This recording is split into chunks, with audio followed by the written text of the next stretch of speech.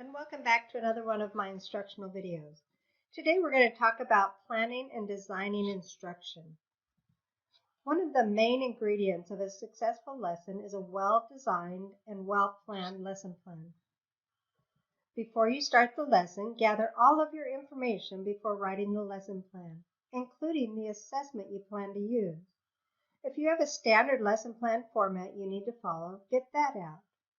Once you have all the information you need, then it'll be easy to put the lesson plan together. The first step in planning a lesson is to identify the state standard to be covered. Then we would write a good student-friendly learning objective. This learning objective needs to be exactly what the student is expected to learn and evidence of mastery. Here is an example of a student-friendly learning objective with a standard. So the standard states identify and model basic addition facts, sums through 10, and the corresponding subtraction facts. The student-friendly learning objective would state, students will identify and model the sums and differences of numbers up to 10. Students will show mastery by matching the fact families for addition and subtraction up to 10.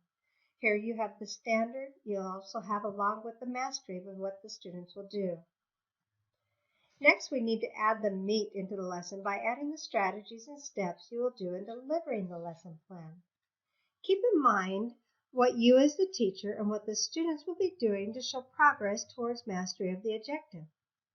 As you develop the crux of the lesson plan, put in benchmarks along the way showing that the students have mastered the steps in mastery.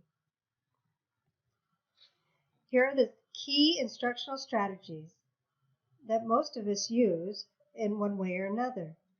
First, identifying similarities and differences, summarizing and note-taking, reinforcing effort and providing recognition, homework and practice, non-linguistic representations, cooperative learning, setting objectives and providing feedback, generating and testing hypotheses, cues, questions, and graphic organizers.